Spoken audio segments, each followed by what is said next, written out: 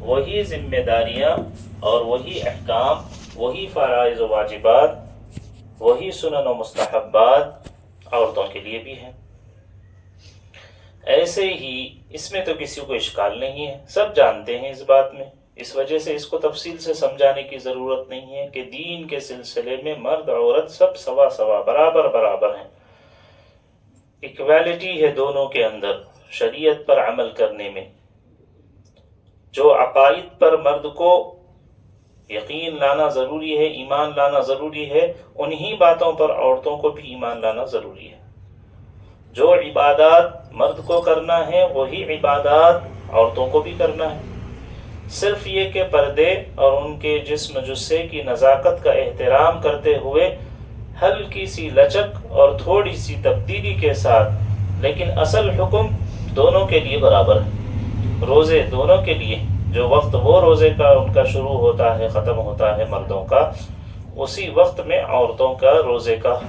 وقت شروع اور ختم ہوتا ہے۔ جتنا زکوٰۃ مقدار مردوں کے لیے ہے اتنی ہی نصاب اور اتنی ہی مقدار عورتوں کے لیے بھی ہے۔ حج جتنے 5 دنوں میں مردوں کے لیے ہے عورتوں کے لیے بھی ہے۔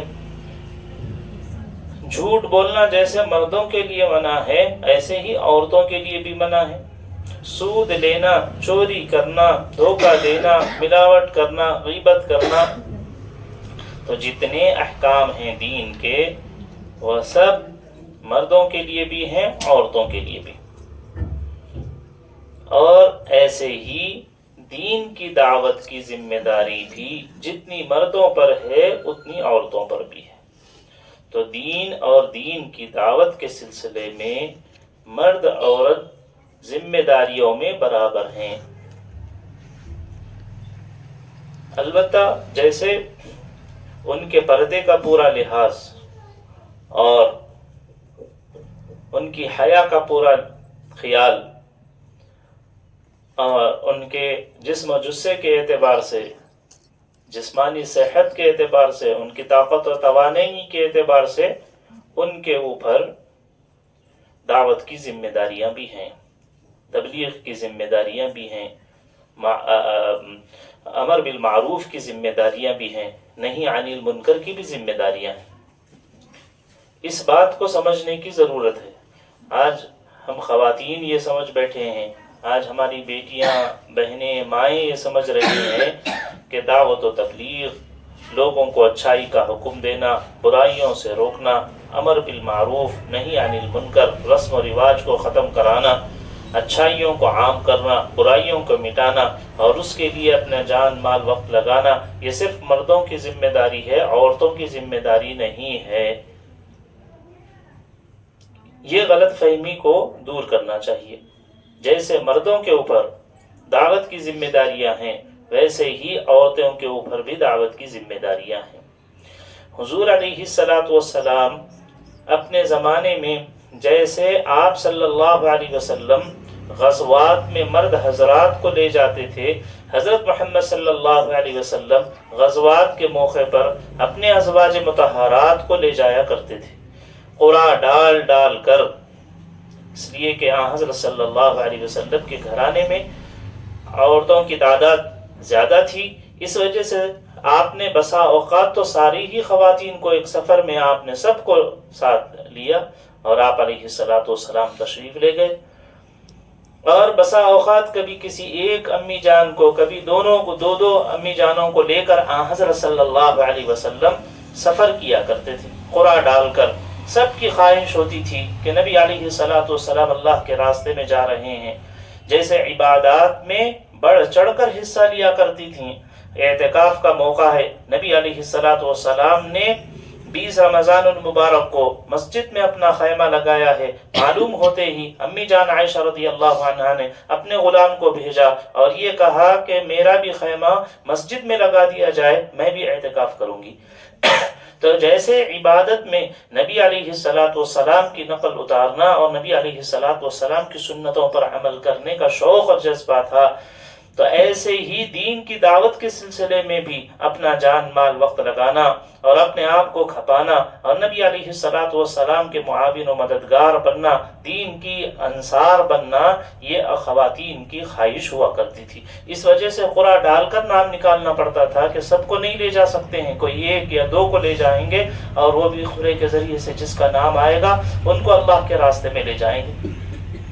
چنانچہ نبی علیہ الصلوۃ والسلام کے غزوات اپنے ازواج مطہرات کے ساتھ ہیں، نبی علیہ الصلوۃ والسلام کا خروج اپنے ازواج مطہرات کے ساتھ ہے، نبی علیہ الصلوۃ والسلام کا نفر اپنے گھر والوں کے ساتھ ہے، صحابہ کا خروج اپنے صحابیات کے ساتھ ہے۔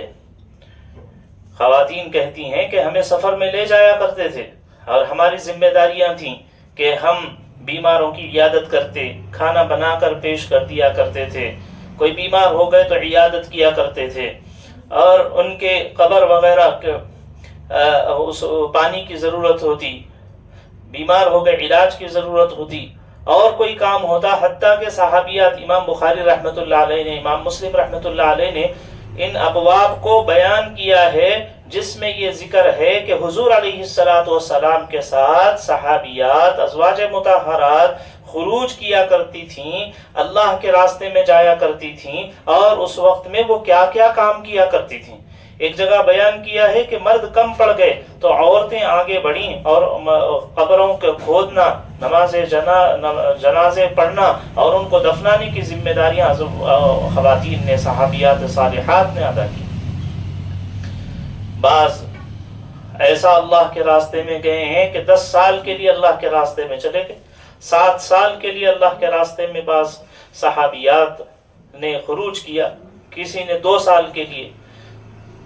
حضرت عطیہ رضی اللہ عنہ، ام عطیہ رضی اللہ عنہ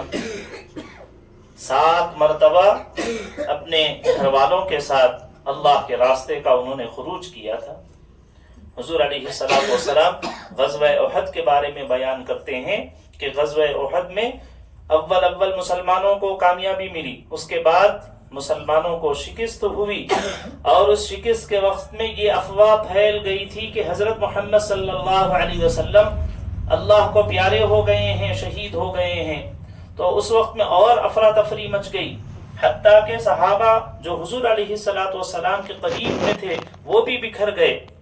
کون کہاں ہے پتہ نہیں چل رہا تھا۔ ایسے وقت میں حضور علیہ السلام یاد کرتے ہیں ام عمارہ کو، وہ سب سے پہلے پہنچنے والی خاتون ام عمارہ تھیں۔ حضور علیہ السلام فرماتے ہیں کہ ام عمارہ سب سے پہلے میرے پاس پہنچی، اور دائیں سے، بائیں سے، آگے سے، پیچھے سے حضور فرماتے ہیں کہ میں جس طرف دیکھ رہا تھا دشمن کا مقابلہ کرتے ہوئے ام عمارہ آگے آگے جا رہی تھی اور حضور علیہ السلام کا دفاع کر رہی تھی۔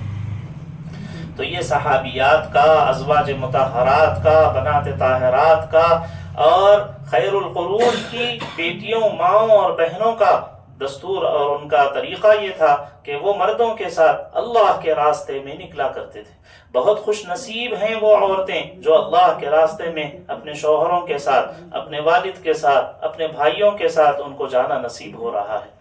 ورنہ اس دنیا میں بہت سارے ایسے لوگ ہیں، بہت سارے مرد ایسے گزرے ہیں جنہوں نے چاہا کہ ان کی خواتین کے ساتھ وہ اللہ کے راستے میں نکلیں، لیکن نکل نہیں سکے۔ بہت سی خواتین تھیں، وہ چاہ رہی تھیں کہ اللہ کے راستے میں نکلیں، لیکن شوہر ان کے لیے تیار نہیں تھے۔ حضرت آسیہ وہ چاہ رہی تھیں کہ فرعون اسلام قبول کر لے، لیکن ان کو یہ معیت حاصل نہیں ہو سکی۔ حضرت نوح علیہ السلام، حضرت لوط علیہ السلام، ان کی بیویاں ان کے دینی خدمات کے اندر ان کے معاون نہیں بن سکیں۔ تو جن کو اللہ تبارک و تعالی اپنے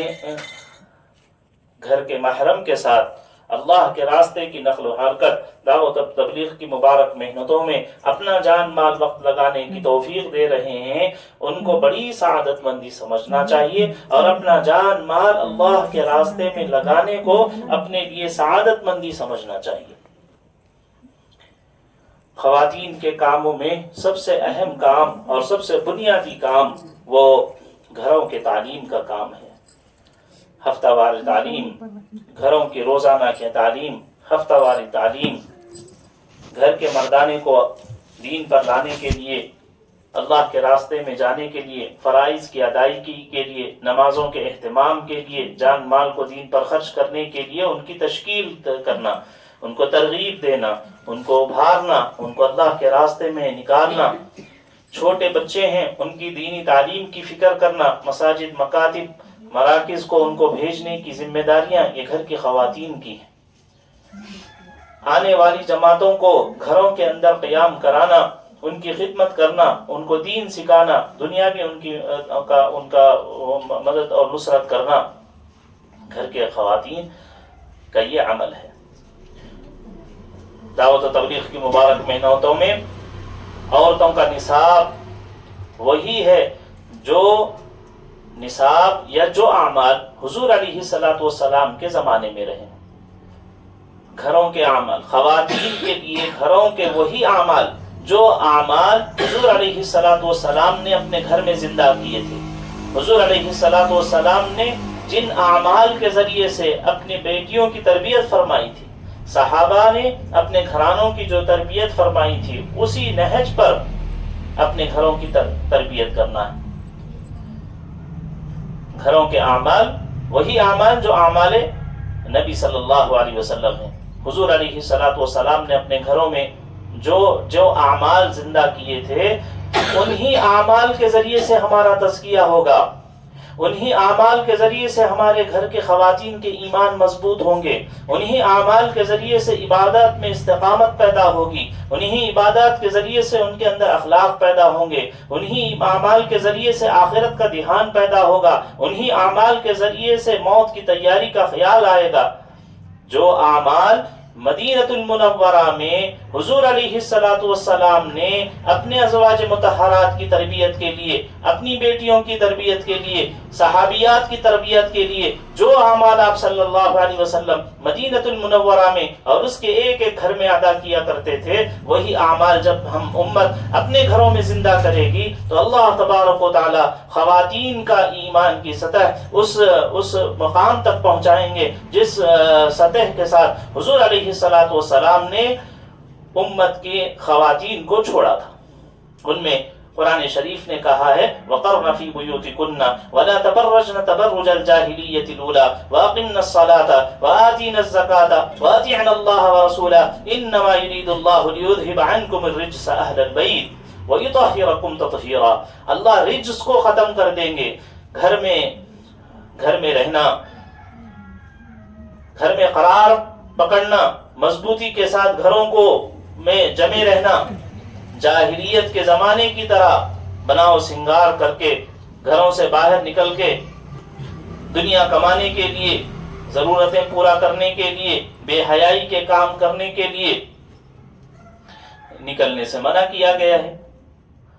اور نماز قائم کرنا، زکوٰۃ ادا کرنا، وَاذْكُرْنَ مَا يُتْلَى فِي بُيُوتِكُنَّ مِنْ آيَاتِ اللَّهِ وَالْحِكْمَةِ، اور روزانہ کی بنیاد پر گھروں کے اندر تعلیم کا حلقہ لگانا۔ 5 اعمال کے ساتھ ہر گھر کے اندر تعلیم زندہ ہو جائے۔ دعوت تبلیغ کی مبارک محنتوں کا یہ بنیادی مقصد ہے۔ ہمارے ہفتے واری تعلیم میں آنے والی ہر بہن اور ہر خادمہ یہ اس بات کو اپنے گھر میں لے جائے اور زندہ کرے۔ سب سے پہلی اور بنیادی چیز یہ ہے، پہلی سیڑھی ہے دعوت و تبلیغ کی، کہ اپنے گھروں کے اندر تعلیم کو زندہ کرنا۔ تعلیم کا حلقہ، روزانہ کی بنیاد پر تعلیم کا حلقہ 5 اعمال کے ساتھ تعلیم کو زندہ کرنا ہے۔ کریں گے سب انشاءاللہ۔ کا حلقہ، روزانہ کی بنیاد پر قرآن کا حلقہ لگنا چاہیے۔ اس کی نماز درست نہیں ہوتی، جس کی نماز درست نہیں ہوتی اس کی دعا قبول نہیں ہوتی، جس کی دعا قبول نہیں ہوتی اس کے فیصلے اس کے حق میں نہیں ہو سکتے، اسے جنت نہیں مل سکتی، اسے اللہ کا قرب حاصل نہیں ہو سکتا۔ ایمان کے بعد سب سے اہم فریضہ مرد عورت کے اوپر جو عائد ہوتا ہے وہ نماز ہے، اور نماز کے لیے بنیادی چیز قرآن کا صحیح ہونا ہے، اور قرآن صحیح ہونے کے لیے صرف مکتب میں بچپن میں بھیج دینا کافی نہیں ہے، بلکہ روزانہ کی بنیاد پر گھروں کے اندر قرآن کا حلقہ لگنا چاہیے۔ حضرت محمد صلی اللہ علیہ وسلم کو پہلی وحی آئی ہے اقرأ بسم ربک الذی خلق خلق الانسان من علق اقرأ وربک الاکرم الذی علم بالقلم علم الانسان الانسان ما لم يعلم، یہ 5-6 آیتیں، پہلی وحی 6-5 آیتیں لے کر آئے۔ سب سے پہلے حضور علیہ السلام نے اپنے گھر میں اپنی اہلیہ حضرت خدیجہ الکبریٰ رضی اللہ تعالی عنہا کے ذریعے سے قرآن کا حلقہ لگایا اور ان کو سب سے پہلے یہ قرآن کی آیتیں سنائیں اور ان کو سکھائیں۔ امی جان عائشہ رضی اللہ تعالیٰ عنہ تو اتنا فرماتی ہیں کہ قرآن کے حلقے کا، قرآن کی تعلیم کا، قرآن کے مذاکرہ کا، قرآن کے سننے سنانے کا معمول اتنا تھا کہ میں کبھی ناپاکی کے دنوں میں ہوتی وکان رسول اللہ صلی اللہ علیہ وسلم یتکی علی وانا حائض ویتلو قرآن، کہتی ہیں کہ نبی علیہ السلام جب میں عذر کے دنوں میں ہوتی، قرآن پڑھنے کا منع ہوتا، ایسے دنوں کے اندر بھی گھر کے اندر قرآن کا حلقہ لگتا اور اس وقت میں قرآن نہیں پڑھتی تھی، حضور علیہ السلام پڑھا کرتے تھے اور میں قرآن سن لیا کرتی تھی۔ تو روزانہ کی بنیاد پر قرآن کا حلقہ، گھر کے محرم مردوں کو لے کر بیٹھنا، سارے گھر کے مرد، محرم مرد، چھوٹے بچے، گھر کی خواتین، ایسے وقت میں جس وقت میں سب جمع ہو سکتے ہوں، کوئی ایک وقت خواہ فجر کے بعد کا ہو یا عشاء کے بعد کا ہو یا دوپہر کا وقت ہو، جو وقت ہو جس وقت میں گھر کے سارے خواتین، سارے بچے اور محرم فارغ ہوتے ہوں، ایسے وقت کو متعین کر کے گھر میں روزانہ تعلیم کا حلقہ لگانا، اور اس میں سب سے پہلا کام قرآن کا حلقہ لگانا، قرآن کے سیکھنے سکھانے کا، کم از کم سورہ فاتحہ اور 4 سورتوں کا مذاکرہ اور ایک دوسرے کو سنانے کا معمول بنانا چاہیے۔ قرآن کے حلقے اتنے مؤثر ہوتے ہیں، حضرت سیدنا عمر بن خطاب رضی اللہ تعالیٰ عنہ ایک مرتبہ نکلے، اس ارادے سے نکلے کہ جناب محمد رسول اللہ صلی اللہ علیہ وسلم کو نعوذ باللہ قتل کر دوں گا، یہ ارادے سے ننگی تلوار لے کر نکلے۔ اسی دوران میں انہیں یہ پتا چلا کہ ان کی بہن حضرت فاطمہ بنت خطاب انہوں نے اسلام قبول کر لیا ہے۔ وہ پہنچے دروازے پر تو انہوں نے سنا کہ وہاں گھر کی تعلیم کا حلقہ لگا ہوا ہے اور قرآن شریف کا مذاکرہ چل رہا ہے اور حضرت خباب بیٹھے ہوئے قرآن شریف سننے اور سنا رہے ہیں، قرآن کا حلقہ لگا ہوا ہے۔ قرآن کا سننا تھا، سرسری انداز میں کان میں قرآن کی چند آیتیں پڑھی ہیں، پورا قرآن نہیں سنا ہے، پورا قرآن کی صورتیں نہیں سنی ہیں، کوئی خاص عظمت کے ساتھ نہیں سنی ہے، بس ایسے ہی اچٹتی چند آیتیں سنی، لیکن وہ قرآن کی آیتیں دل پر ایسا اثر کی، انہیں تجسس ہوئی اور فکر ہوئی کہ یہ قرآن کیا ہے اور قرآن کی تعلیمات کیا ہے، اس کے پیغامات کیا ہیں۔ وہ اپنی بہن کو مار کر جب غصے میں ٹھنڈے ہو گئے تو کہا کہ وہ بتاؤ تو صحیح، وہ قرآن جس پر تم اتنے مضبوطی سے جمے ہوئے ہو، وہ نبی علیہ السلام جس پر اسلام ایمان لا کر تم جان دینا اور جان گوارا کر رہے ہو لیکن اسلام سے ہٹنا نہیں چاہتے، تو وہ نبی علیہ السلام اور ان کا قرآن کیا ہے بتاؤ، میں اس کو سننا چاہتا ہوں۔ چنانچہ انہوں نے سورہ طٰہٰ سنایا، ایک رکوع سننا تھا، حضرت عمر بن خطاب رضی اللہ تعالیٰ عنہ کا پورا کفر ختم ہو گئے،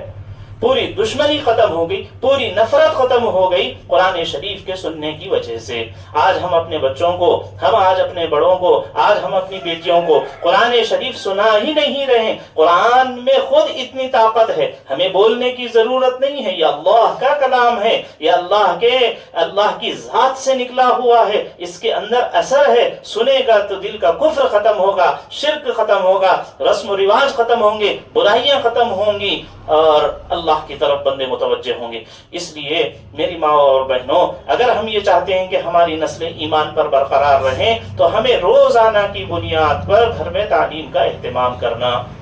اور تعلیم 5 چیزوں کے ساتھ کرنا ہے۔ سب سے پہلا عمل قرآن کا حلقے کا اہتمام کرنا چاہیے۔ جو بہنیں پاک ہیں وہ تو قرآن شریف پڑھیں گے، حلقے میں بیٹھیں گے، اور جن کو عذر ہے وہ حلقے میں بیٹھیں گے، پڑھیں گے نہیں، سنیں گے، وہ سن لیں گے، کافی ہو جائے گا۔ حضور علیہ السلام کے یہ معمولات امی جان عائشہ رضی اللہ عنہا بیان فرماتی ہیں۔ دوسرا عمل تعلیم کے، روزانہ کی تعلیم کا، وہ کتاب کی تعلیم ہے، فضائل کی تعلیم ہے، وہ منتخب کی تعلیم ہے۔ ایک دن فضائل کی تعلیم، ایک دن منتخب کی تعلیم۔ روزانہ کی بنیاد پر کرنا چاہیے۔ حضور علیہ الصلوۃ والسلام جیسے آپ صلی اللہ علیہ وسلم نے وحی کے نزول کے وقت میں غار حرا سے آ کر امی جان حضرت خدیجہ کبریٰ رضی اللہ عنہا کو قرآن کی آیتیں سنائیں، آپ صلی اللہ علیہ وسلم نے غار حرا کا پورا واقعہ حضرت خدیجہ کبریٰ رضی اللہ عنہا کے سامنے بیان کیا تھا کہ کیسے فرشتے آئے اور حضور علیہ الصلوۃ والسلام کو کیسے دبایا اور آپ علیہ الصلوۃ والسلام کیسے گھبرا گئے، ڈر گئے۔ وہ پوری کیفیت آ کر حضرت خدیجہ کبریٰ رضی اللہ عنہا کے سامنے حضور علیہ الصلوۃ والسلام نے بیان کیا۔ ام المؤمنین نے ان باتوں کو سن کر حضور کو ہمت دلائی اور یہ کہا کہ آپ ہرگز ضائع نہیں ہوں گے،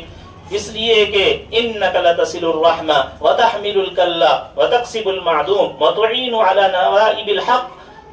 آپ اتنے اچھے اچھے کام کرتے ہیں، آپ کے اوپر کوئی مصیبت، کوئی شیطانی اثر یا کوئی کسی طرح کی جنون کی کیفیت نہیں ہے، یہ اللہ تبارک و تعالیٰ کی طرف سے کوئی خصوصی انعام ہے۔ پھر انہوں نے حضرت ورقہ بن نوفل کے پاس لے گئیں اور پورا واقعہ ان کے سامنے سنایا۔ تو نبی علیہ الصلوۃ والسلام جیسے اپنے گھر میں قرآن شریف کا حلقہ لگاتے تھے، تعلیم کے حلقے کا بھی نبی علیہ الصلوۃ والسلام اہتمام فرماتے ہیں۔ نبی علیہ الصلوۃ والسلام کے زمانے میں خیر القرون میں یہ معمول تھا گھر کی خواتین کا، جب کوئی مرد باہر سے گھر آتے تو گھر کی خواتین سب سے پہلے یہ سوال کیا کرتی تھیں، مسجد سے مرد آئے ہیں، خواتین مسجد میں نہیں جا سکیں، وہ گھر میں نماز پڑھ لے رہی ہیں، گھر کے مردانے گھر میں آئے ہیں، تو 3 سوال وہ عام طور پر کیا کرتی تھیں کہ آج قرآن شریف کی کون سی آیتیں نازل ہوئیں، اللہ کے کیا احکامات ہم پر عائد ہوئے ہیں وہ سنائیے۔ دوسری چیز، حضرت محمد صلی اللہ علیہ وسلم کی کیا حدیثیں ہیں اور آپ نے کیا باتیں فرمائی ہیں۔ اور تیسری بات یہ پوچھتی تھیں کہ دین کے حوالے سے ہم پر کیا تقاضا ڈالا گیا ہے، ہمارا کتنا مال مانگا گیا ہے، کتنی جان ہم سے تقاضا کیا گیا ہے، کس علاقے کی دین کی محنت اور دعوت کی کوششوں کے لیے ہمیں جان مال گھر والوں کو چھوڑنے کا حکم دیا گیا ہے، یہ پوچھا کرتی تھی۔ گھر کا مردانہ جو ہی مسجد سے گھر آتا تو عام طور پر خواتین یہ پوچھا کرتی تھیں اور وہ بیٹھ کر قرآن کا حلقہ، تعلیم کا حلقہ، حدیث کا حلقہ، فضائل کا حلقہ، تقاضوں کو، ترتیبوں کو اپنے گھر کے خواتین کے سامنے بیان کیا کرتے تھے۔ خود نبی علیہ الصلوۃ والسلام کا یہ معمول ہے کہ آپ صلی اللہ علیہ وسلم نے غار حرا کا پورا واقعہ حضرت خدیجہ کبریٰ رضی اللہ عنہا کے سامنے بیان کیا۔ یہ ہے روزانہ کی تعلیم، حتیٰ کہ نبی علیہ الصلوۃ والسلام دنیا سے رخصت ہو رہے ہیں، آخری لمحات ہیں، آخری لمحات میں بھی نبی علیہ الصلوۃ والسلام نے اپنی لبت جگر، نور نظر، طیبہ طاہرہ فاطمۃ الزہرا رضی اللہ عنہا کو بلایا۔ پیر کا دن ہے، 12 ربیع الاول ہے، دنیا سے رخصتی کا وقت ہے، آخری دیدار کے لیے اپنی بیٹی فاطمہ کو بلایا اور ان کے ساتھ حدیث کا حلقہ لگایا اور ان کو حدیث سنائی اور یہ کہا کہ میرے اللہ نے مجھے اختیار دیا تھا کہ میں دنیا میں رہوں یا آخرت کی طرف آ جاؤں، میں نے آخرت کو چن لیا ہے، میری زندگی کا یہ آخری دن ہے۔ حضرت فاطمہ رونے لگیں تو پھر آپ صلی اللہ علیہ وسلم نے ان کو اپنے سے قریب کیا اور کان میں یہ کہا کہ جتنے لوگ یہاں موجود ہیں ان میں سب سے پہلے مجھ سے تم ملاقات کرو گی۔ آخرت کی زندگی میں، دنیا کے بعد، آخرت موت کے بعد والی زندگی کے اندر سب سے پہلے جنت میں مجھ سے آ کر ملاقات کرنے والی تم ہی ہوں گی، کوئی لمبا عرصہ میرے بعد تم نہیں رہو گی، میرے جانے کے فوراً بعد تم میرے پاس آ جاؤ گی، تو اس وجہ سے گھبرانا نہیں۔ اس بات کو سن کر حضرت فاطمہ رضی اللہ تعالیٰ عنہا مسکرانے لگیں۔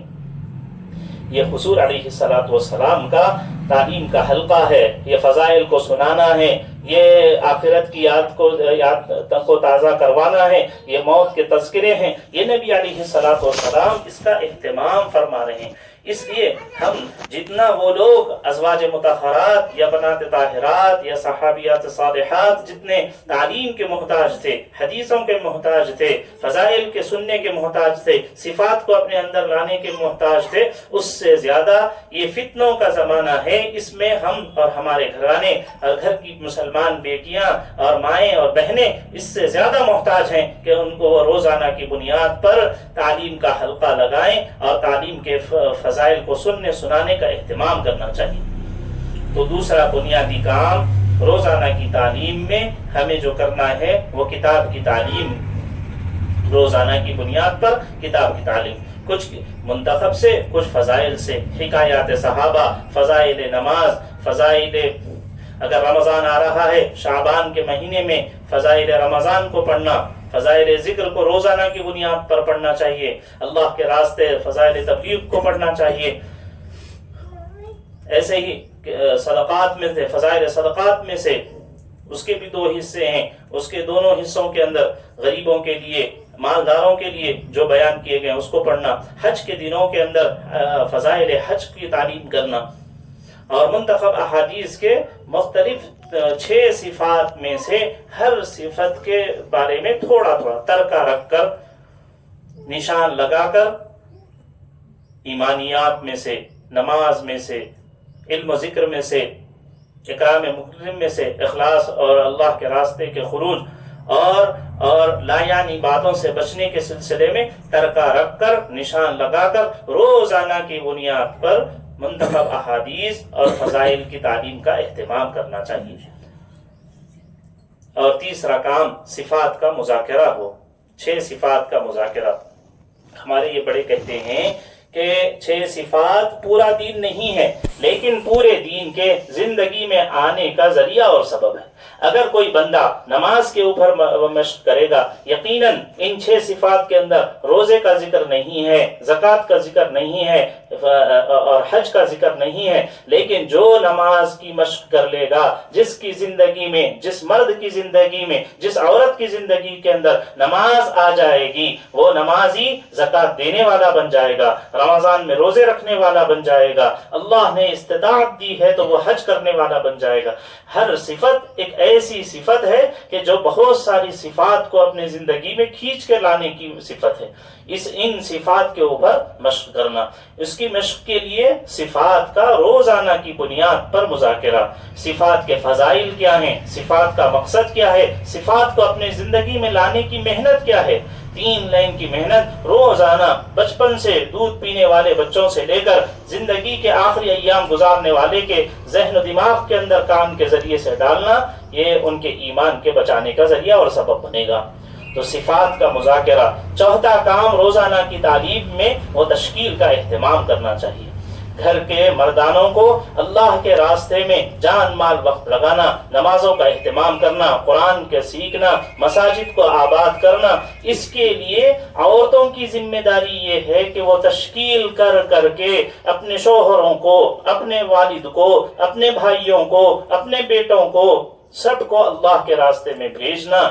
دین کے لیے ان کو ابھارنا، کھڑا کرنا، تیار کرنا، دین کی دعوت کے لیے ان کو تیار کرنا اور بھیجنے کی فکر، یہ روزانہ کی بنیاد پر ہونا چاہیے۔ کتنے ایسے صحابی ہیں جن کے ایمان لانے کا ذریعہ ان کی مائیں بنی ہیں، کتنے ایسے صحابی ہیں ان کے ایمان لانے کا ذریعہ ان کی بہنیں بنی ہیں، کتنی ایسی صحابی ہیں جن کے ایمان لانے کا ذریعہ ان کی بیوی بنی ہے۔ حضرت عکرمہ بن ابو جہل بعد میں رضی اللہ تعالیٰ عنہ بنے، شروع میں کتنے مخالف تھے، غزوہ احد کے موقع میں حضور علیہ السلام سے جنگ کرنے کے لیے آئے تھے، لیکن جب فتح مکہ ہوا اتنا انہوں نے نبی علیہ السلام کو ستایا تھا کہ حضور علیہ السلام نے سب کو عمومی معافی دے دی، لیکن حضرت عکرمہ کے بارے میں، ابو جہل کے بیٹے ہیں یہ، حضور نے فرمایا تھا کہ اگر ان کو کہیں دیکھو، اگر یہ پکڑے جائیں تو ان کا سر قلم کر لینا، ان کے لیے کوئی معافی نہیں ہے۔ آج بھی یہ لوگ مجرم ہیں، پہلے بھی مجرم تھے، آج بھی مجرم ہیں، اگر وہ کہیں نظر آئیں، دکھیں، ان کو پکڑ کے لایا جائے، ان کا سر قلم کر دیا جائے، ان کے لیے کوئی معافی نہیں ہے۔ فتح مکہ کے دن اعلان کر دیا۔ یہ بچتے بچاتے یمن جانے کے لیے کشتی میں سوار ہو گئے۔ ان کی بیوی ام حکیم رضی اللہ عنہا حضور علیہ السلام کی خدمت میں آئیں اور کہا، اللہ کے رسول صلی اللہ علیہ وسلم، آپ نے میرے شوہر کے خون کو حلال کر دیا ہے، ان کے لیے معافی نہیں ہے، میں چاہتی ہوں کہ آپ مجھے موقع دیں، میں ان کو اسلام سمجھاؤں گی، دین بتاؤں گی، میں ان کو آپ کی عظمت اور ان کا مقام بتاؤں گی اور ان کو اسلام کی طرف لانے کی کوشش کروں گی اور محنت کروں گی۔ हुजूर अलैहिस्सलाम की मजलिस में आकर हजरत उम्मे हकीम रजी अल्लाह अन्हा शौहर के लिए वो वक्त मांग रही हैं, गुंजाइश मांग रही हैं। और अल्लाह का करना ऐसा हुआ कि वो जिस कश्ती में बैठकर जा रहे थे वो एक भंवर में फंस गई, और उसका कश्ती का बादबां चलाने वाला मल्लाह वो कहने लगा कि भाई कलमा पढ़ो ला इलाहा इल्लल्लाह, तभी जाकर हम इससे निकलेंगे। तो हजरत इक्रिमा दिल में सोचने लगे कि जिस कलमे से बचकर मैं भाग रहा था आज यहाँ ये कलमा पढ़ना पड़ रहा है। तो दिल में उन्होंने ख्याल किया कि अगर अल्लाह तबारक व तआला हक हैं, हजरत मोहम्मद सल्लल्लाहु अलैहि वसल्लम सच्चे नबी हैं और कुरान शरीफ आखिरी अल्लाह की किताब है, सही है, तो मुझे इस भंवर से निकाल लिया जाए। अगर मैं किनारे पर पहुंच जाऊंगा तो मैं इस्लाम कबूल कर लूंगा। दिल में उन्होंने अल्लाह पर ईमान लाया और अपना मामला सही किया। अल्लाह तबारक व तआला ने उस तूफान से उनको बचाया। लौटकर जब वो साहिल पर आए तो उनकी बीवी नबी अलैहिस्सलाम का परवाना लिए हुए खड़ी हुई थी। उन्होंने कहा कि आ जाओ, हुजूर अलैहिस्सलाम से मैंने तुम्हारे लिए परवाना माफी ले लिया है। और हुजूर अलैहिस्सलाम की खिदमत में लेकर वो पहुंची और हुजूर अलैहिस्सलाम ने उनको देखकर, इतने बड़े दुश्मन के बेटे हैं, अबू जहल ने क्या कमी की है हुजूर अलैहिस्सलाम की गुस्ताखी के करने में, आपको तकलीफ पहुंचाने में कोई कसर बाकी नहीं रखी थी। लेकिन नबी अलैहिस्सलाम के अखलाक, एक अच्छे दाई के अखलाक ये होते हैं कि वो उनका पिछला रिकॉर्ड सारा भुला देता है, उनके पिछले गलतियों को और उनकी तकालीफ को और उनके तरफ से आने वाली अजियतों को, सब चीजों को एक दाई पूरी तरह से भुला देता। उसका हाफिजा मजबूत नहीं होता, उसका माजी जो तकालीफ दूसरों की तरफ से आई हैं वो सबको मिटा देता है। हुजूर अलैहिस्सलाम ने हजरत इक्रिमा को देखा तो अपने जिस्म की चादर निकाल कर उनके कदमों में बिछा दी। वो बहुत मुतासिर हुए और इतना मुतासिर हुए, इस्लाम कबूल किया, दिल से इस्लाम कबूल किया। और हजरत अबू बकर या उमर रज़ी अल्लाह तआला के जमाने में इस्लाम के लिए लड़ते हुए अल्लाह को प्यारे हो गए। बड़ी अजीम उनकी हयात और उनकी जिंदगी का हिस्सा है। जब इस्लाम से दूर थे तो इस्लाम के खिलाफ भी ऐसे ही सख्ती से काम किया, और जब इस्लाम कबूल किया तो इस्लाम की सरबलंदी के लिए, इस्लाम की दावत के लिए, दीन के फैलाने के लिए, कुरान के आम करने के लिए ऐसे ही उन्होंने खूब मेहनत की। तो ये मेहनत, ये उनका इस्लाम की तरफ आना, ये उनकी बीवी की मेहनत है। हजरत अमर बिन जमूह रज़ी अल्लाह ताला पैर से माजूर हैं, उनकी बीवी ने उनको तैयार किया और उनसे कहा कि घर में बैठे हुए हैं, बेटे अल्लाह के रास्ते में जा रहे हैं और आप हैं कि घर में नहीं, अल्लाह के रास्ते में नहीं जा रहे हैं, बदर में नहीं जा सके। अंसार में सबसे आखिर में इस्लाम लाने वाले ये हजरत अमर बिन जमूह रज़ी अल्लाह ताला हैं, पैर से माजूर थे। नबी अलैहिस्सलाम ने और कुरान शरीफ ने भी कहा गैर उलिल ज़रर, जिहाद उन्हीं के ऊपर होता है जो माजूर ना हो। आप माजूर हैं, लिहाजा आपके ऊपर जिहाद फर्ज नहीं है, अल्लाह के रास्ते का खुरूज फर्ज नहीं है। लेकिन वो हुजूर अलैहिस्सलाम के सामने आए और ये कहा, अल्लाह के रसूल सल्लल्लाहु अलैहि वसल्लम, क्या लंगड़े लोग जन्नत में नहीं जाएंगे? क्या मैं अपनी लंगड़ी टांग के साथ जन्नत में नहीं जा सकता? हुजूर ने फरमाया यकीनन जाएंगे। तो फिर कहा कि मुझे अल्लाह के रास्ते में लेकर चले और घर से ऐसी तमन्नाओं के साथ चले कि अल्लाह मैं घर से जा रहा हूँ, मुझे लौटा के फिर घर की तरफ मत लाइए, मैं आपके रास्ते में दीन का कलमा बुलंद करने के लिए, अपने जान के नजराने देने के लिए जा रहा हूँ। उनके बेटे हजरत खल्लाद उनके पीछे पीछे हो गए। वालिद और बेटे दोनों अल्लाह के रास्ते में जिहाद करते हुए उहद के मौके पर जब नबी अलैहिस्सलाम ने आवाज लगाई थी, जैसे उम्मे अम्मारा दौड़कर आई थी, उनके साथ साथ ये अमर बिन जमूह भी आए थे, उसके पीछे हजरत खल्लाद इनके बेटे भी आए थे। हुजूर अलैहिस्सलाम की दिफा में आपको बचाने के लिए ऐसी कोशिश और जुस्तजू की कि बेटे भी शहीद हो गए और वालिद भी शहीद हो गए। और ग़ज़वे जबल उहद के पास बाप बेटे दोनों की कब्रें आज तक मौजूद हैं। 46 साल के बाद वहां से एक नहर निकाली जा रही थी हजरत अमीर माविया के जमाने में, तो खबरें खोदी गई तो बेटे और वालिद की लाश उस जगह से निकली। دیکھا لوگوں نے کہ ایک چادر ہے سر سے لے کر ان کے ناف تک ہے اور پیروں کے اوپر ان کے پتے ڈالے ہوئے ہیں، اور ایک تیر لگا ہے ان کے دل پر، سینے پر، اور اس پر ان کا ہاتھ رکھا ہوا ہے۔ 46 سال کے بعد قبر کو منتقل کرنے والوں نے ان کا ہاتھ سیدھا کرنا چاہا، سینے پر سے ہاتھ ہٹایا تو خون ایسا نکل رہا تھا جیسے آج ہی ان کی شہادت ہوئی۔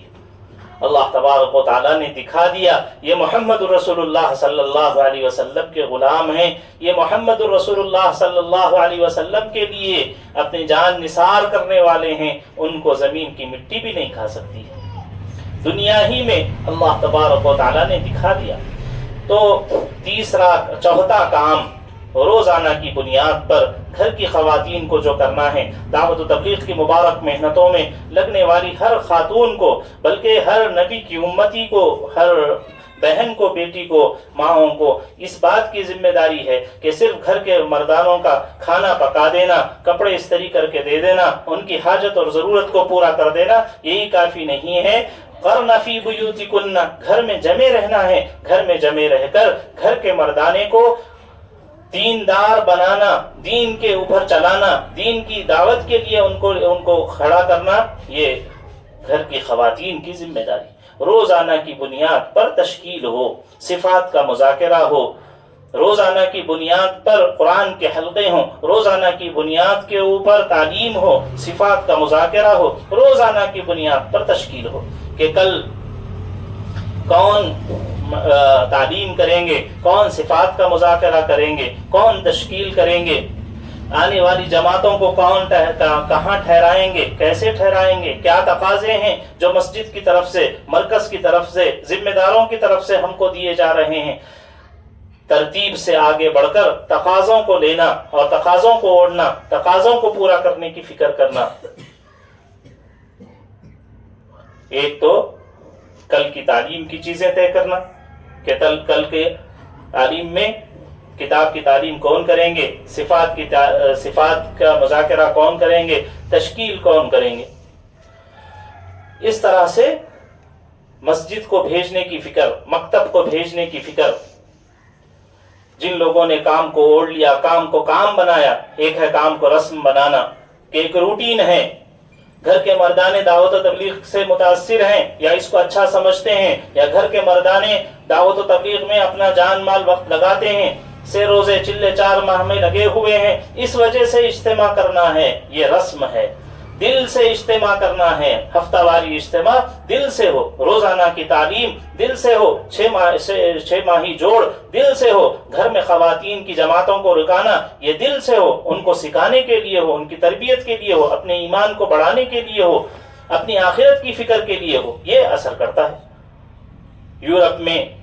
امریکہ میں، آسٹریلیا میں، دنیا کے مختلف ملکوں میں جہاں جن لوگوں نے دعوت و تبلیغ کی مبارک محنتوں کو رسم سے اٹھ کر اپنی اور اپنی نسلوں کی ایمان کی حفاظت کے لیے دعوت و تبلیغ کی مبارک محنتوں کو اپنے گلے سے لگایا اور زندگی کا جز بنایا، اللہ تبارک و تعالی وہ ہیں یورپ میں، وہ ہیں برطانیہ میں، وہ ہیں لندن میں، لیکن ان کے ایمان کی اور ان کے نسلوں کے ایمان اعمال کی اللہ تعالی نے حفاظت فرمائی۔ ہمارے ملکوں سے اچھی کیفیت میں، تعداد میں کم ہونے کے باوجود، مساجد دور ہونے کے باوجود، علماء کی قلت کے باوجود،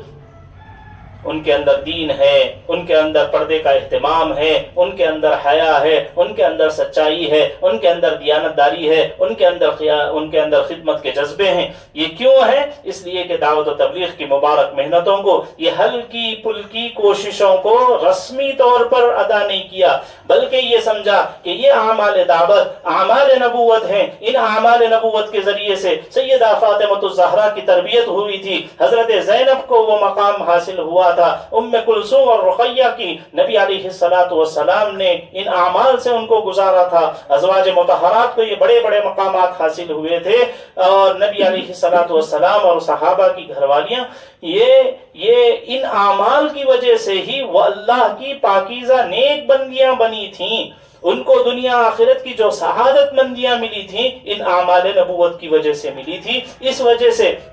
میں بھی روز قیامت انہی حضرت فاطمہ کے جھنڈے کے نیچے رہوں، میں حضرت خدیجہ اور حضرت عائشہ، حضرت ام کلثوم، ان کے جھنڈے تلے، ان کے سائے میں آخرت میں ان کے جھنڈے کے نیچے ان کی خادمہ بن کر، ان کی سہیلی بن کر، ان کے ساتھ رہنے والی بن کر میں اٹھائی جاؤں۔ اس کے لیے اگر کوئی یہ اعمال دعوت کرتے ہیں تو پھر یہ اعمال دعوت ان کی تربیت کا ذریعہ بنتے، بوجھ سمجھ کر ہفتے میں ایک دن آ گیا ہے، اب یہ اس دن کو کیسے ٹالیں اور اس کو کیسے گزار دیں، اور کیسے ہم اس کو یہ 1 گھنٹہ، یہ 1.5 گھنٹہ، یہ 2 گھنٹے ہمارے کیسے گزر جائیں، کیسے اس کو ڈھکل کے ختم کر دیں۔ جو لوگ اس رسمی طور پر اس کو انجام دیتے ہیں، پھر یہ اعمال ان کے لیے اثر نہیں کرتے، کوئی تبدیلی نہیں، ان کی ذات میں کوئی تبدیلی نہیں آتی، ان کی نسلوں میں کوئی تبدیلی نہیں آتی، اور نہ ہی اللہ تعالیٰ ان کے اور ان کے گھرانوں کو اور ان کے نسلوں کو دین کے پھیلنے کا ذریعہ اور سبب نہیں بناتے۔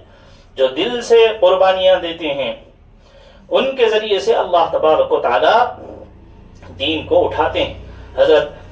ہاجرہ رضی اللہ عنہ کتنی قربانی دی تھی، اللہ نے کہا کہ گھر چھوڑ دو، گھر چھوڑ دیا، علاقہ چھوڑ دو، علاقہ چھوڑ دیا، شوہر چھوڑ دو، چھوڑ دیا، بچے کو چھوڑ دو، قربان کر دو، وہ اس کی جان جا رہی ہے، پیر رگڑ رہا، پہلے تو بچے نہیں ہوئے، بڑی تمناؤں، بڑی امیدوں، بڑی دعاؤں، بڑی کوششوں کے بعد ایک بچہ ہوا تو حکم ہوا کہ جنگل میں چلے جاؤ، شیر چیتا اور ببر کے درمیان میں رہ جاؤ، پانی بھی نہیں ہے، کھانا بھی نہیں ہے، لیکن اللہ کا حکم ہے کہ اللہ نے کہا ہے کہ یہاں چلا جاؤ، انہیں یقین ہے کہ اللہ مجھے ضائع نہیں کرے گا۔ پھر ان کی وہ قربانی، اللہ نے بیٹا پیاسا ہوا، ماں تڑپی پانی کے لیے، اللہ نے یہ کرم کیا کہ صرف ان کے لیے پانی کا نہیں، پوری دنیا کے لیے پانی کا انتظام کیا، زمزم جیسی نعمت عطا فرمائی۔ حضرت عائشہ رضی اللہ عنہ حضور کے ساتھ اللہ کے راستے میں خروج میں ہیں، فی سبیل اللہ ہیں، پانی نہیں ہے، پریشان ہو گئے کہ پانی نہیں ہے۔ اللہ تبارک و تعالیٰ نے اسی وقت میں آیات تیمم کو نازل کر دیا، پانی بھی نازل کیا جا سکتا تھا، معجزہ ہو سکتا تھا، نبی علیہ الصلوۃ والسلام کے انگشت مبارک سے پانی نکل سکتا تھا، پیاس بجھ سکتی تھی، لیکن اللہ نے ایسی نعمت دی جو پوری انسان، مشقت تو اٹھاتی ہے ایک خاتون، مشقت تو اٹھایا تھا حضرت ہاجرہ نے، مشقت تو اٹھایا تھا حضرت عائشہ رضی اللہ عنہا نے، اللہ نے دیا پوری امت کے لیے، تیمم کا حکم دے دیا۔ حضرت سمیہ نے اٹھایا تھا مشقت۔ یہ ابتدائی اسلام کے وہ خواتین ہیں، ایک بہن، ایک ماں، ایک بیٹی تھان لیتی ہے کہ مجھے میرے خاندان، میرے محلے کی مجھے فکر کرنا ہے۔ روز قیامت اللہ تبارک و تعالیٰ مجھ سے میرے بارے میں بھی پوچھیں گے، مجھ سے میرے چھوٹے ماں اور تحتوں کے بارے میں، کلکم راعٍ وکلکم مسئول عن رعیتہ، آپ سے آپ کے بچوں کے بارے میں، ان کی دین، آپ سے صرف آپ کی نماز کے بارے میں قیامت میں سوال نہیں ہوگا، آپ سے آپ کے بچوں کے نماز کے بارے میں سوال ہوگا، ان کے دین کے بارے میں سوال ہوگا، آپ سے صرف آپ کی قرآن کے بارے میں سوال نہیں ہوگا کہ تمہاری قرآن کا کیا ہوا، آپ سے آپ کی بیٹیوں کی قرآن کا سوال ہوگا، ان کے ذکر کا سوال ہوگا، ان سے ان کی تلاوتوں کا، ان سے ان کی حیا کا، ان سے ان کا اللہ کے تعلق کے پیدا کرنے کے بارے میں ہم سے پوچھا جائے گا، گھر کے ذمہ داروں سے پوچھا جائے گا۔ ہم اگر دیندار بن جاتے ہیں تو 4 لوگوں کو جنت میں لے جانے کا ذریعہ سبب بن سکتے ہیں، اور اگر ہم بگڑ جاتے ہیں تو ہماری وجہ سے 4 لوگ، بیٹا بھی جہنم میں، باپ بھی جہنم میں، بھائی بھی جہنم میں، شوہر بھی جہنم میں، اس وجہ سے ایک خاتون خراب ہے، اور یہی ایک خاتون جنت بن جاتی ہے اور مرأۃ الصالحہ بن جاتی ہے، تو پھر ان سب کے جنت میں جانے کا ذریعہ اور سبب بن جاتا ہے۔ اس وجہ سے روزانہ کی بنیاد پر تشکیل کرنا، اپنے بچوں پر نظر رکھنا، کون مسجد کو جا رہا ہے، مسجد کو کون نہیں گیا ہے، مرکز کو کون گیا ہے، ہفتہ واری تعلیم میں کون گیا ہے، خروج کس کا ہوا ہے یا نہیں، سے روزہ کس کا مہینہ پورا ہو گیا، سے روزہ لگا یا نہیں، سال پورا ہو گیا، ان کو ابھارنا۔ حضرت خنسہ رضی اللہ عنہ ہم تو سیروزے میں نہیں بھیج رہے ہیں، ہم تو چلے میں نہیں بھیج رہے ہیں، ہم 4 ماہ میں نہیں بھیجتے، ہم بیرون 2 ماہ اور 4 ماہ 5 ماہ کے لیے بھیجنے کے لیے تیار نہیں ہے۔ یہ حضرت خنسا رضی اللہ عنہا ہے، 4 بیٹے ہیں، پورے لخت جگر ہیں، نور نظر ہیں، ماں باپ کے خدمت گزار ہیں، اللہ کے راستے میں نکلنے کی بات آئی تو چاروں کو تیار کیا اور یہ کہا کہ بیٹا کل گھمسان کی لڑائی ہونے والی ہے، میری خواہش یہ ہے کہ تم اللہ کے راستے میں نکلو اور تم اللہ کے دین کی حفاظت اور اس کی اشاعت کے لیے اللہ کے دشمنوں سے لڑو، اور لڑتے ہوئے تم سب کی شہادتیں ہو جائیں، قیامت کے دن 4 بیٹوں کی 4 شہید بیٹوں کی ماں کہہ کر مجھے بلایا جائے۔ بیٹا دیکھنا میں نے تمہارے والد کو رسوا نہیں کیا اور تمہارے سلسلے میں نے کوئی خیانت نہیں کی، لہٰذا جنگ کے میدان میں پیٹھ نہ دکھانا، میں کل کو دیکھوں گی تمہارے جسم پر، سینے پر تو تمہارے زخم ہو، پیٹھ پر تمہارا زخم نہیں ہونا چاہیے۔ اسی دن کے لیے میں نے تم کو دودھ پلایا تھا۔ جانا اللہ کے راستے میں اور جا کر اپنے جان کے نذرانے پیش کر دینا۔ شہید ہو جانے کے لیے مائیں اپنے بچوں کو دودھ پلا رہی ہیں، ہم ہمارے بچوں کو مکتب بھیجنے کے لیے بھی میں نے دودھ پلایا ہے بیٹا اس لیے کہ تم مکتب پڑھو، تم قرآن کی تعلیم حاصل کرو، تم حافظ قرآن بنو، عالم دین بنو، اس لیے تم اللہ کے عابد زاہد بنو، تم روزے دار بنو، تم اللہ کے نبی کے عاشق بنو، اس لیے میں نے دودھ پلایا ہے، اس لیے تمہارے منہ میں نے نوالے رکھے ہیں کہ تم اللہ کے ولی بنو۔ یہ ہم نہیں کہتے، ہماری خواہش یہ ہے بچہ مرتد ہو جائے، جہنمی ہو جائے، کافر ہو جائے، یہودی ہو جائے، مشرک ہو جائے، لیکن ڈاکٹر بن جانا چاہیے، انجینئر بن جانا چاہیے، لائر بن جانا چاہیے، جرنلسٹ بن جانا چاہیے، یہ ہماری تمنا۔ آخرت اس کی برباد ہو جائے کوئی فکر نہیں ہے، فکر ہے تو دنیا کی ان خراب ہونے والے غذاؤں اور پھٹ جانے والے چیتڑوں اور مٹ جانے والے، ختم ہو جانے والے، برباد ہو جانے والے گھروں کی ہم سب کو فکر ہے۔ دعوت و تبلیغ کی مبارک محنتوں میں روزانہ کی تعلیم کے حلقے کا بنیادی مقصد یہ 5 کام ہیں، جن میں چوتھا کام تشکیل کا اہتمام، 5واں کام روزانہ مشورہ ہو۔ سب سے بڑا گھروں کا بگاڑ وہ اپنی رائے کے مطابق کام کرنا ہے۔ سارے گھروں میں محبت کے آنے کا ذریعہ وہ مشورہ ہے، مشورے کے ذریعے سے دل جڑتے ہیں اور من مانی کی وجہ سے دل ٹوٹتے ہیں۔ جب دل ٹوٹتا ہے تو رشتہ ٹوٹتا ہے، خاندان بکھرتے ہیں، گھر علیحدہ ہوتے ہیں۔ دنیا کا فائدہ، آخرت کا فائدہ وہ مشوروں کے ذریعے سے ہے۔ حضرت محمد صلی اللہ علیہ وسلم کو کسی کے مشورے کی ضرورت نہیں تھی، لیکن روزانہ کی بنیاد پر جناب محمد رسول اللہ صلی اللہ علیہ وسلم مشورہ کر رہے ہیں۔ صحابہ کہتے ہیں کہ ہم نے حضور علیہ السلام سے زیادہ کسی کو مشورہ کرتے ہوئے نہیں دیکھا، سب سے زیادہ صحابہ سے مشورہ کر رہے ہیں، چھوٹوں سے مشورہ کر رہے ہیں، تکلیف دینے والوں سے مشورہ کر رہے ہیں، غلط مشورہ دینے والے منافق ہیں، پتہ ہے کہ یہ منافق ہیں، اس کے باوجود ان کو بھی مشورے میں شریک کر رہے ہیں۔ لیکن ہم مشورہ نہ دنیا کے کام میں مشورہ کرتے ہیں، نہ آخرت کے امور میں مشورہ کرتے ہیں۔ معلوم ہے کہ یہ والد ہے، معلوم ہے یہ ساس ہے، یہ سسرے ہیں، یہ ہماری ننند ہے، یہ ہماری بھاوج ہے اور یہ ہمارے رشتہ دار ہیں، اس کے باوجود بھی ہم مشورہ نہیں کرنا چاہتے، اور نبی صلی اللہ علیہ وسلم منافق کو بھی اپنے مشورے سے نکالنا نہیں چاہتے۔ کیا فرق ہو گیا ہے ہمارا؟ اسی وجہ سے دل ٹوٹے ہوئے ہیں، گھر بکھرے ہوئے ہیں، خاندان اجڑے ہوئے ہیں کہ کوئی کام کر رہے ہیں دنیا کا نہ آخرت کا، دنیا کا ہو یا آخرت کا، مشورے کے بغیر کیا جاتا ہے۔ وَشَاوِرْهُمْ فِي الْأَمْرِ، صحابہ کی صفات بیان کی گئی ہے کہ وہ روز ہر چیز مشورے سے کرتے ہیں۔ ہمیں بھی چاہیے کہ ہم مشورے کا روزانہ کی بنیاد پر مشورہ کا اہتمام کرنا چاہیے۔ حضرت رسول اللہ صلی اللہ علیہ وسلم حدیبیہ سے واپس ہو رہے ہیں اور واپسی کے وقت میں آپ صلی اللہ علیہ وسلم کو یہ حکم دیا گیا کہ آپ عمرہ کرے بغیر چلے جائیں، واپس چلے جائیں۔ تو حضور نے صحابہ سے کہا چلو بھائی اپنے بال کٹوا لو، اپنے جانور ذبح کر دو، جو ہدی لے کر آئے تھے جانور کاٹ دو، ہم یہیں سے واپس چلے جائیں گے، عمرہ طواف وغیرہ سعی وغیرہ نہیں کریں گے۔ حضور سب سے کہہ رہے ہیں کہ احرام کھول دو، جانور ذبح کر دو، ہدی یہیں ذبح کر دو، بال کٹا لو، واپس چلے جائیں گے، عام کپڑے پہن لو، کوئی تیار نہیں۔ آپ صلی اللہ علیہ وسلم بہت فکر مند ہو گئے کہ میرے صحابہ آج میری بات نہیں مان رہے، میں کہہ رہا ہوں کہ मदीना चले जाएंगे, अब हम मक्का में दाखिल नहीं होंगे, उम्रा नहीं करें, कोई तैयार नहीं है, सब ये कह रहे हैं कि उम्रा करके ही जाएंगे, खा जान लेना पड़े खा जान देना पड़े, हम उम्रा करेंगे। हुजूर कह रहे हैं कि नहीं, उम्रे के बगैर हमको वापस चले जाना है। घर गए, हजरत उम्मे सलमा रज़ी अल्लाह अन्हा से मशवरा किया, बीवी हैं, बीवी को हकीर नहीं समझा और ना ही बीवी राय देने को,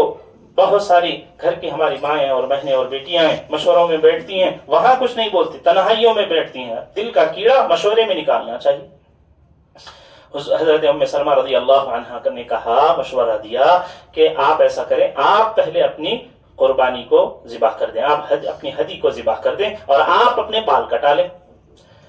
इंशाअल्लाह अल्लाह की ज़ात से उम्मीद है कि आपको बाल कटा होता हुआ देखकर, एहराम खोलता हुआ देखकर खुद ब खुद सारे लोग एहराम से बाहर निकल जाएंगे। चुनाचे ऐसे ही हुआ, हुजूर सल्लल्लाहु अलैहि वसल्लम बाहर निकले और अपने दुम्बे को ज़िबा किया, बाल कटवाया और एहराम से बाहर निकले। जब ये कैफियत देखी तो सारे सहाबा खामोशी के साथ सब ने इस अमल को कर लिया, बोलने की जरूरत ही नहीं पड़ी। ये क्यों हुआ? ये इतनी बड़ी बरकत की चीज मिली है, वो मशवरे के जरिए से मिली। खैर के आने का जरिया वो मशवरा है। मशवरा वही का बदल है। जिन जगहों पर नबी अलैहिस्सलातु वस्सलाम को वही नहीं आती थी, उन जगहों पर आप सल्लल्लाहु अलैहि वसल्लम को मशवरा दिया गया, लिहाजा मशवरा वही का बदल है। हमारे दावत और तबलीग के काम में मशवरे का मकाम वही है जो मकाम एक नमाज का है। जैसे नमाज के लिए वक्त फारिग करके आना कि नमाज की वजह से सारी इबादतें बंदे के लिए आसान हो जाती हैं, ऐसे ही मशवरे की वजह से सारे दावत के काम आसान होते हैं। जो मशवरे में करता है वो सारे काम उसको करना आसान होता है। जो मशवरे में नहीं आता, मशवरा नहीं करता, तो वो फिर उसके लिए दूसरे काम करना भी मुश्किल हो जाता है। तो दावत और तबलीग की मुबारक मेहनतों का एक अहम काम वो घरों की तालीम है, और घरों की तालीम इन 5 आमाल के साथ करना है। रोजाना घर की तालीम और हफ्ते में एक मरतबा एक घर में जुड़कर हफ्तावारी तालीम की फिक्र, घर के मर्दाने को अल्लाह के रास्ते में भेजने की फिक्र, और छोटों को तालीम और मकतब से जोड़ने की फिक्र, और वक्त होने पर घर के 3 माह हो जाएं तो अपने से रोजे की फिक्र, 6 माह हो जाएं कदीमात के जोड़ की फिक्र, और अल्लाह तबारक व तआला कोशिश करते हुए जब 3 से रोजे लग जाएं अशरे की फिक्र, जब अशरा लग जाए चिल्ले की फिक्र, चिल्ला लग जाए 2 माह बेरून की फिक्र और 1 माह निजामुद्दीन की फिक्र। इस तरह से अगर हम अपनी जात और पूरी उम्मत की माँ और बहनों और बेटियों की फिक्र के साथ जिंदगी गुजारेंगे तो हमारे ईमान की सतह वो होगी जिस सतह पर नबी अलैहिस्सलातु वस्सलाम ने हमको भेजा है। इसलिए आज नीयत और इरादा कीजिए कि रोजाना की घर की तालीम को हम शुरू करेंगे और उसके लिए हम अल्लाह के रास्ते में निकलेंगे। और अहम काम जिसकी तरफ खास तौर पर तवज्जो दिलाना मकसूद है वो ये कि घर में औरतों की जमात को ठहराने की। अगर आपको कुछ नहीं आता है, ना आपके घर में तालीम हो रही है, ना हफ्तावारी तालीम हो रही है, ना मर्द घर के दावत और तबलीग में लगे हुए हैं, ना बच्चे मकतब को जाते हैं, ना कोई किसी ने सेरोजा लगाया, आसान पहला काम घर के खवातीन में काम के आगाज करना है। खा मर्द करना चाहते हो या औरतें करना चाहती हो, कितने ही मुखालिफ घराने और खानदान हो, काम का आगाज घर में जमातों को ठहराने के जरिए से होता है। हुजूर अलैहिस्सलातु वस्सलाम के यहाँ जो वफ्द आता, हुजूर अलैहिस्सलातु वस्सलाम अपने घर में उनको खड़ा किया करते थे। घर के मर्दाने मस्जिद में और औरतें घरों में